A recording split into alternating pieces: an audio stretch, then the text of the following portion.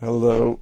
We are continuing this humiliating list of screw ups that I made in 2024, 2025. I hope I finish before the end of January 2026, but there's a lot of them. So the next one that I'm going to talk about today is not raising money consistently. So my history was that I started the business full time in 2013 with a partner who was really great at raising money. He raised millions of dollars right away, and this was for like a company that hadn't done any business.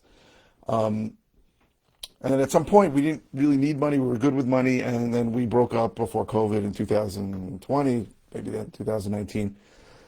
But I always felt like, well, I was okay. I have good hard money lenders. I have private money lenders. But the truth is, you constantly need to be raising money, right?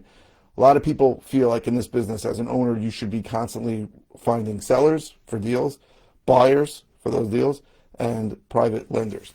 And well, I do have some. The fact is that when I was making all these mistakes in the last 2 years, and deal flow wasn't what it was in the years before, having private lenders that are ready to lend you is a big, big deal. And if you're not raising money consistently, you're making a lot of mistakes. And you need a lot of cash. That's the truth. I'm in the process now of starting a fund because there are a few things I can do if I have a lot of money sitting in a fund, right? Obviously, I want to deploy that money because I have to pay interest on it. It's a debt fund. But having access to that cash changes a lot of things. So one of the things we do in New York, and it only applies to New York, but it might apply elsewhere, is that the EMD, the earnest money deposit, which is the amount of money you give a contract, is significant in New York. Standard is 10%. So like I have a deal now where the guy is, we're negotiating the price, but we're going to buy it around $500,000. He wants $50,000 EMD.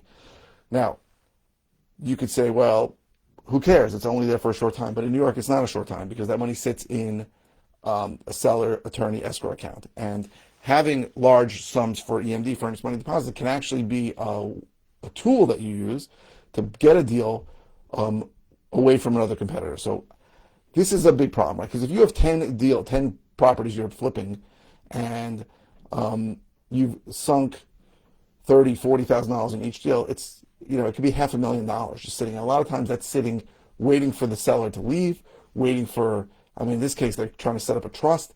These things can take months. In New York, deals go very slow. But offering a big EMD, a big earnest money deposit on contract, is definitely a tactic to convince a seller to sell to you. So having access to that fund is a big deal. Obviously, the whole purpose of this whole series is that I screwed up in 2024, 2025 because I wasn't really marketing consistently. Having money to market is also a big deal. So if you have the money that you can put into a deal, now I get very, very good financing terms from hard money lenders and private lenders, but on a hard money deal, you have to make a payment every month.